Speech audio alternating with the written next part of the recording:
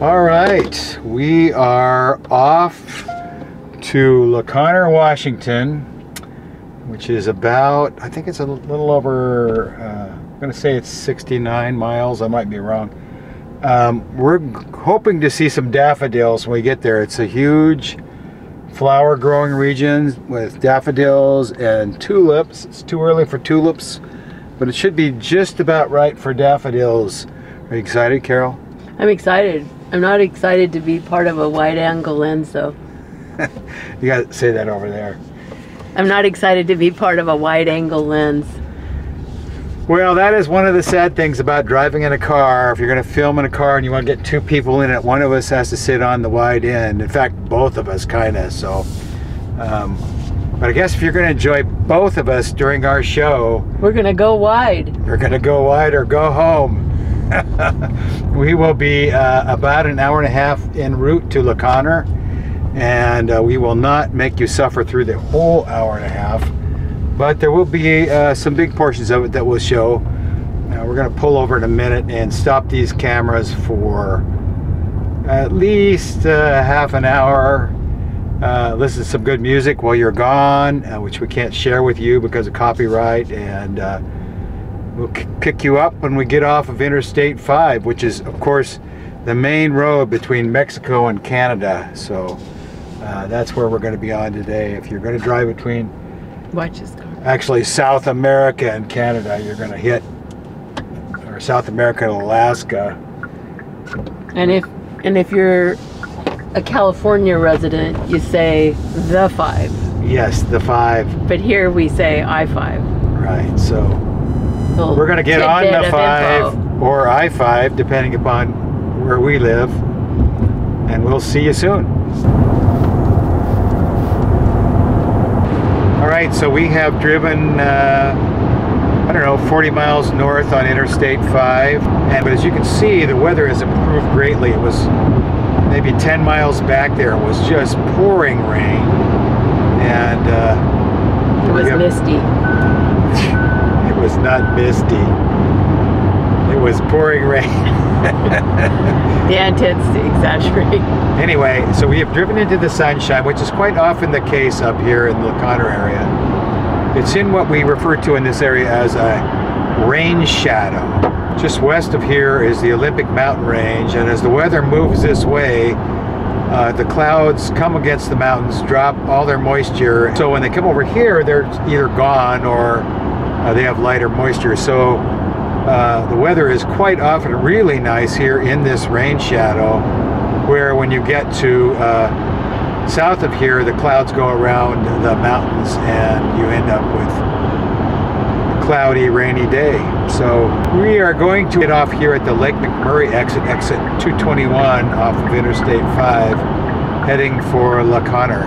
And here we are. Now our whole job is to keep talking. Oh, and there's some over there. Our job is to keep talking. Over there in that field, you'll see some birds. They could be trumpeter swans, or they could be snow geese. I didn't see them close enough, but either way, there are a lot of migratory birds that fly through here, either going north or going south for the winter or the spring. Of course, they're on their spring migration now. They stop here because there's lots of good grass to eat. And we are going to go around this corner right here and find a place to stop and start one more camera here. So we are good. We did that right. So we're going to stop up here at this picturesque little church up here. Oh, let's go to Conway. Okay, we're going into Conway. There's lots of interesting things going on. Antique store. I'm going to go up to the end of this street to the Sons of Norway sign, turn around and let you get some video at your side on the way out. You're going to let me? Make sure you get some pictures of the Sons of Norway. Welcome, and rental inquiries welcome. You're going to go back and get the boat or get the fish. No, we got to get going. We have to be somewhere at 6 o'clock tonight, so we need to keep this program moving. In this show, so roll some video right there past the sign. This is Free the Slaves. We once met the guy who runs that place. He's out there. He is really out there. Okay, I need to roll up this window before we roll, so. All right, we're gonna follow this Mustang GT non-electric version. Hopefully he'll get on it somewhere. We'll be right on his tail. There we go.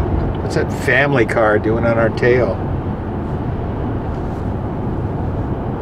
Okay, that was beautiful downtown Conway. We're crossing the South Fork of the Skagit River, and we'll be coming past a nice little scenic church. This area is mostly agricultural, although tourism is a big portion of this.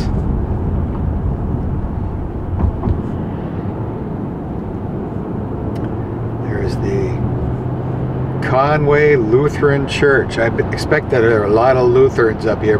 So why didn't you tell us about what you learned on the way up about the car? Yeah, so one of the nice things about this car is it has adaptive cruise control and auto lane centering, which is basically self-steering. It will self-steer itself. And most Self-steer itself? Self-steer itself. It'll steer itself. The keyword is self. It'll stay between the lanes even if the lane's curved. Now you do have to hang on to the steering wheel, not because it won't do it by itself, it just wants to make sure you're there. So it'll wiggle itself once in a while. If it doesn't detect your hand on the wheel, it will nag you to put it back on there, and eventually, if you don't put it back on there, it's going to go into a auto shutdown mode. So anyway, if you get into an area like we did where it was pouring rain, visibility was dropping, traffic was heavy, I was not really comfortable with the cruise control, which will auto brake. All right, so you can adjust that distance, but because of the visibility, I was constantly adjusting that distance, and it wasn't adjusting fast enough for the conditions. So I just kicked it out of cruise control, and in this car you could leave the self-steering on and drive it with your foot, but and still have an auto steer, which is really, really nice, because I know that you know, a lot of people like to drive themselves, but it's pretty monotonous on the freeway to just drive in a straight line. So having the car take some of that responsibility is fantastic. And when you have the cruise control on, then you can have it do the braking as well, even in traffic. At one point we were in stop and go traffic. The cruise control was set to 70. It just slowed down, stopped behind the car in front of it. When the car moved a foot, it moved a foot, and it was just super relaxing. You just pretty much had to sit there, and at that point, at that speed, it doesn't really nag you too much about putting your hand on the cruise control. So there you go, a really nice feature in the car. We're enjoying just a beautiful sunny afternoon here, and if we actually look to the south right here, which I don't have any cameras that actually see that, but it is totally socked in and raining to the south of here. And that's all because of the rain shadow of the Olympic Mountains. There's some daffodils right there, so we know there are some. That's a good sign. Currently we are not in self-steering mode, but I'm going to go ahead and put the car in self-steering mode because it certainly works fine on these two lanes. And we're coming up to a big curve up here. Now I'm going to lightly touch the steering wheel with my hand, but you should be seeing it in this camera back here. I'm going to see if it will negotiate this turn all by itself, and it's a pretty sharp turn, so we'll see what happens. It'll slow down. Yep, no, too sharp for it. So it's always good to monitor what it's doing. Now as soon as it straightens out here, it will reestablish itself. Yep, there it's starting back to steering again. We'll see what happens on the next curve. That one was a little too sharp, perhaps the How is it calculating the curve? It's using the cameras in the car. So it's going by the GPS? Nope, it's using the cameras. Sure. This time I was not touching it at all. It totally negotiated that curve by itself. But how come it doesn't, if it's using cameras, Is it going by the lane markers? It's going by the lines on the road. And the lines on the road were pretty well marked. They're pretty well marked, but I noticed even in the rain, look, there's an eagle in the top of that tree right there. You probably can't see it from any of the cameras because it's so far away, but that's one of the things. Now this corner right here, it pretty much handled on its own. We have, to the right of the car here, we have some big white birds, which appear to be, I think they're snow geese. They look a little small for swans, but they could be. They look like swans. They got a great big neck. Swans have gigantic bodies. They're the size of if you know the size of a V8 engine, that's how big they are. We have this beautiful white Mustang GT ICE car, which is internal combustion engine for we EV aficionados. I think it's us aficionados for us. Is it us? Yeah, because it's an object of a preposition. Carol is her primary job on this mission is to correct my pronunciations and grammar. So we will follow this white Mustang GT with a fully functional spoiler on the back, all the way to LaConner probably. So we're going to take a left up here on Dodge Valley Road. Currently today we're navigating with Apple Maps. We could be navigating with the car's navigation, which also works well. Oh, look at that cool tractor. That was very nice. I don't know exactly why it's taken us this way, because this is not the main road, so we're either going to get lost or we're going to get there. Sadly, we're following somebody in a Subaru who is going quite a bit under the speed limit and not actually maintaining its portion of the lane. So maintaining its portion of the lane. It's maintaining its portion of somebody else's lane. Dan, would you maintain the portion of your lane? Stand clear. Stand clear of the yellow line. Ooh, look at that old truck. I kind of like this side. That old truck. Yeah. I'm gonna have to probably put the move. This is scenic. Oh, we got probably gonna have to put the move on this Subaru here. Oh, just let him get ahead of you. Yeah, I'm probably not gonna do that. Why? Look at how pretty that is. It's not really driving the speed limit. Wow, that's pretty. Well, there are some swans out there. What are you gonna do? Shoot the swans? Well, those are swans, I think. Actually, if I could pull over here, if there was a wide spot in the road, I would pull over because that is pretty. Unfortunately, Carol's not manning the camera, so she's being reprimanded. I'm on the wrong side of the car for that. On the wrong side. She's on the wrong. Why don't you pull out? She's on the wrong side of the car. Why don't you pull over and get it? Or why don't you turn around and drive the other way? So this is one of the conversations we have a lot. What is worth pulling over for and what is not, and then a lot of that is determined by me. It is. What do you mean a lot of it? All of it. All of it is determined by you. And we if I suggest it's not a good shot. No, I determine my whether it's a possible shot by how far I would have to walk back from where we can park the car. So I think if I'm going to have to learn how to manipulate that. If there wasn't somebody right behind us, then I would just pull the car over and stop, and we would do it. Why don't you do a little U up here? Because we are on a mission. We have a certain amount of distance to cover, and we have to get back by 6. So, but besides that, this is the money shot. This is not the money shot. The money shot is actually LaConner. No. We were actually. LaConner is about the landscape around LaConner. We were actually hoping. According to the 2010 U.S. Census. You know what? I actually am going to pull over here because I need a little drone footage of this car and put the drone up right here. So. Okay. All right. There. Okay, I need to roll up this window for the roll, so.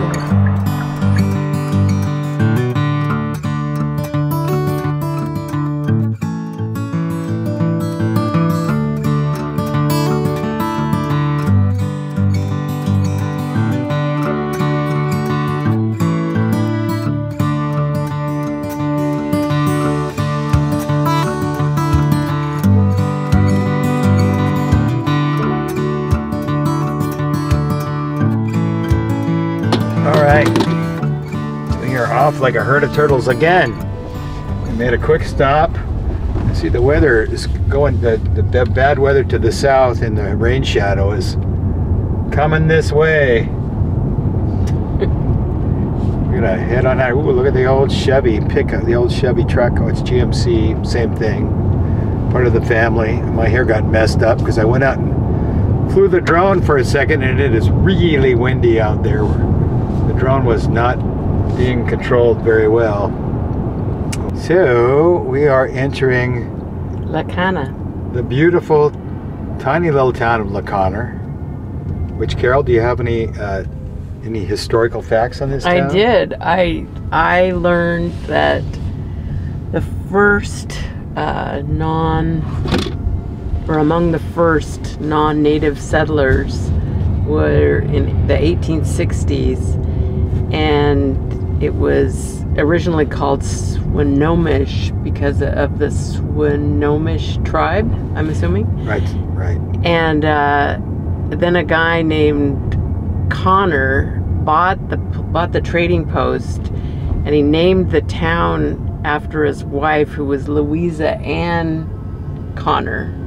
So it was abbreviated to La Connor, even though it sounds like it's French-ish, French adjacent, but it's really just an abbreviation of her first initials. Wow. I thought that was interesting. That is very interesting. I would have thought it meant the Connor. And then the Connor. It's the Connor. And Tom Robbins, not to be confused with Tim Robbins, Tom Robbins, the author. Who wrote? Even Cowgirls Get the Blues, and another roadside attraction. Pretty popular books. Anyway, he lives in La Cana, or at least he did for a long time. I don't know if he still does. If he does, you outed him. He's, I think, 89 now, so. 89? Holy mackerel. He was a bit of a hippie, so that makes sense that he lives in La Cana. Yeah, but at 89, seems like he's a little old to be in that generation. In what generation? The Even Cowgirls Get the Blue generation. Get the blues. Get the blues. Oh, here's Nasty Jack's, one of my favorite places. Okay, so now one of the things about La Cana is it is located on a riverfront. On the Swinomish Channel, I think. Oh, really? And it opens up to saltwater. So the tribes here actually did fishing, and used the channel to get to and from the saltwater. There's a pretty nice museum here, the Museum of Northwest Art. Strongly recommend it. We are going to park and get out at some point and do some walking around, so we'll share the town with you. You can kind of get a flavor driving through it. It's pretty touristy, although lots of good galleries, worth and it. Antiques places. Oh, look at that cute crab. Down, and there's a fellow Ioniq5 there. So are you gonna wave? It's an old woman. That's a really old woman. I'm gonna say this car does not necessarily favor the younger generation. That woman must have been 90. So if you just see, she was not friendly. She was busy looking at the road. She couldn't see past the end of her glasses. She was little. She was kind of little. So I hope she doesn't. I hope she doesn't go on YouTube looking for Ioniq5 content, because she's going to find us commenting on the fact that she's 100 years old. She went from 90 to 100 in 0.4 seconds. Well, I had to reevaluate her actual age. Now go ahead. So here's a quick visual of what we've done today. We live approximately here in Seattle, and we went up I-5 past Everett and the Boeing plant area, and then we came over here to La Cana. You are here, and here's where some farmland is, and we're going to see some daffodils hopefully in bloom, and in about a month there'll be many tulip fields in bloom. It's really beautiful. And just to give you a sense of Washington State, here's Whidbey Island, one of the San Juans in the San Juan Islands, and then, you know, more islands up here. But that's our lesson for today, our little geography lesson for today. Thank you, Carol.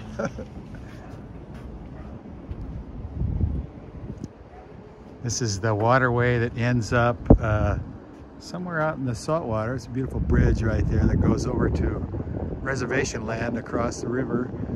Yeah, see, there's a thing in there. So the calico cupboard. Let's go in.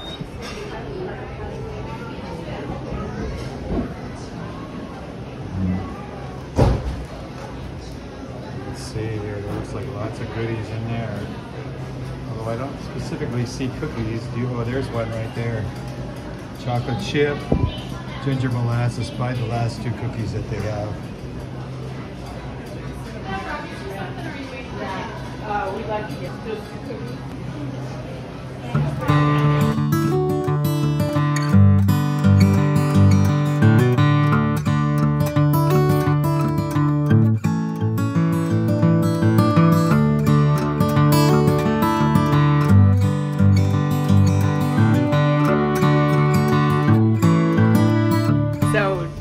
This is kind of interesting. This log came from the Mount Baker Forest, and they're dating it to 1210 based on the rings.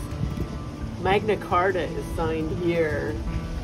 Leonardo paints Mona Lisa. City of Seattle founded. Light bulb gets invented.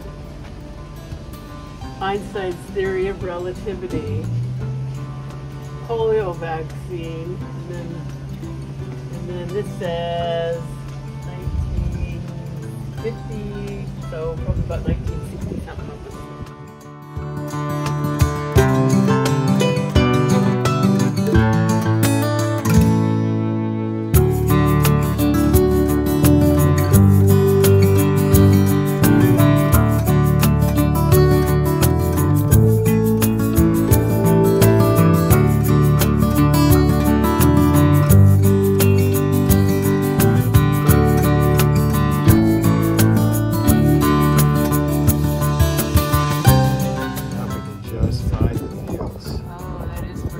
We're going to somewhere near Christensen's nursery. Is it mapped in? Yep. Across the way is supposed to be a daffodil farm.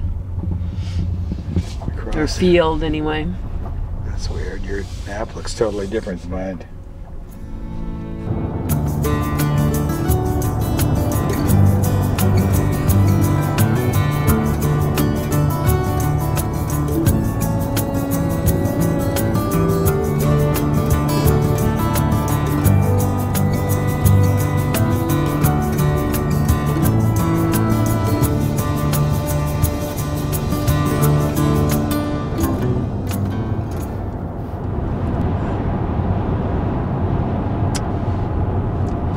All right, we're back on adaptive cruise control and lane keeping, which is basically self-steering. Which we are fingers. Oh, I see a nice daffodil field coming up. See that big line of yellow? Yeah, I see it. It's off to the right. It's out of the camera vision view. Better get your phone up to the window. There's some daffodils right there.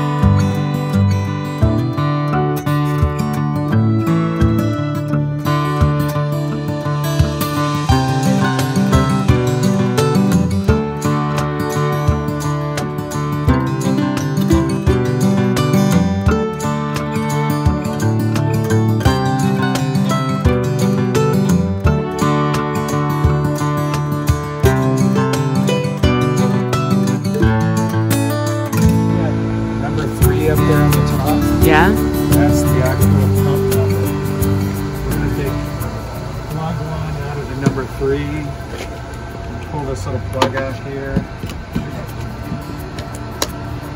Nice little snap. Connecting to that, I'm going to hold the handle up a little bit.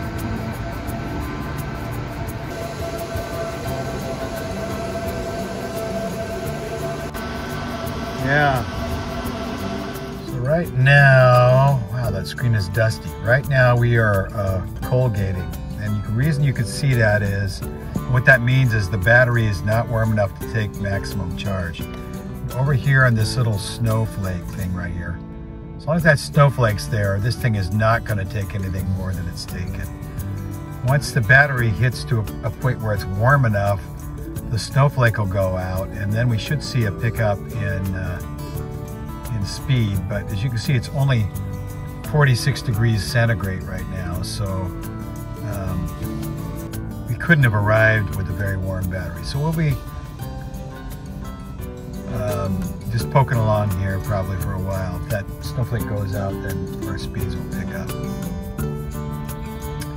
Now there could be other things going on here. The other thing that might be going on is the fact that these machines could actually be derated, or the Polestar 2 that's charging next to me might be on the same transformer, and so it's halving the speed. There's a lot of things that could be going on, but you know, all in all, 88 kilowatts is pretty good. I have a feeling it's going to start trickling up here in a minute, and I'll pull the phone back out and record if it does.